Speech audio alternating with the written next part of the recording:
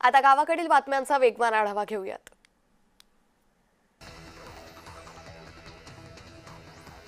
उपमुख्यमंत्री अजित पवार आज वर्धा दौऱ्यावर आहेत। हिंगणघाट कृषी उत्पन्न बाजार समितीच्या नवीन प्रशासकीय इमारतीचे लोकार्पण अजित पवारांच्या हस्ते होणार आहे। याबरोबरच राष्ट्रवादी कार्यकर्त्यांचा भव्य मेळावा होईल, तर पक्षप्रवेश देखील होणार आहे।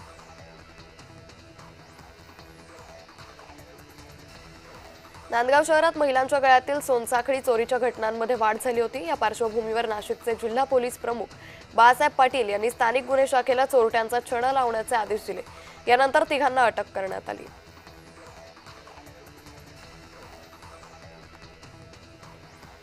चांदवड शहरात रस्त्यांवर मोठे खड्डे पडलेत। याच्या निषेधार्थ रिपब्लिकन पार्टी ऑफ इंडियानं खड्ड्यात होड्या सोडत आंदोलन केलं। यावेळी प्रशासनाचा निषेध करण्यात आला असून रस्त्याच्या दुरुस्तीची मागणी करण्यात आली आहे।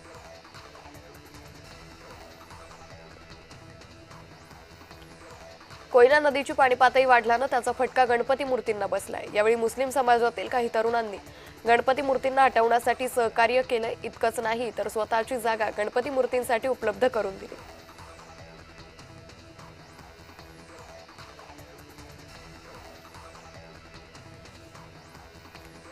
मुसळधार पावसामुळे शिराळ्यात वीज पुरवठा खंडित झाला होता। विजेच्या लाईन वारणा नदीच्या पुरात बुडाली होती। याचाच महावितरणच्या कर्मचाऱ्यांनी धोकादायक स्थितीतही लाईन दुरुस्ती करून वीज पुरवठा सुरळीत केला।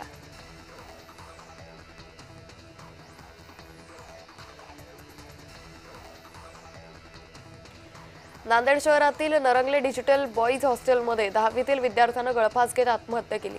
गंगाधर माने असं विद्यार्थ्याचं नाव असून आत्महत्येचं कारण स्पष्ट आहे।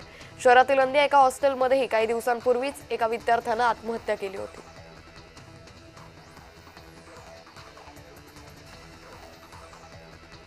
येत्या शनिवारी शनी अमावस्या असल्यानं शनी शिंगणापूरमध्ये शनी चौथ्यावर जाऊन भाविकांना दर्शन घेता येणार नाहीये। भाविकांच्या सुरक्षेसह गर्दीच्या पार्श्वभूमीवर शनी चौथऱ्यावर भाविकांचा प्रवेश बंद ठेवण्यात येणार आहे, अशी माहिती देवस्थानच्या वतीनं देण्यात आली आहे।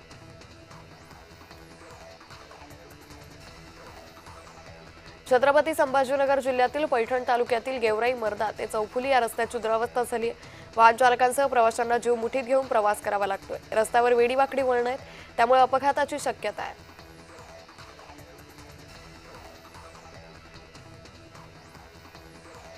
वर्ध्याच्या समुद्रपूर तालुक्यात धक्कादायक प्रकार समोर आलाय। ऐन अंत्यसंस्काराच्या वेळी स्मशानभूमीचं छत कोसळलं। नातेवाईकांची यावेळी एकच धावपळ उडाली। सुदैवाने यात कुठलीही जीवितहानी किंवा दुखापत झालेली नाहीये।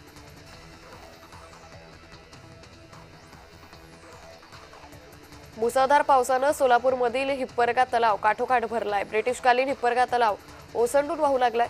तलाव पूर्ण क्षमतेनं भरल्यानं परिसरात पूरजन्य परिस्थिती निर्माण होण्याची शक्यता आहे। आता राजकीय घडामोडींचा वेगवान आढावा घेऊयात।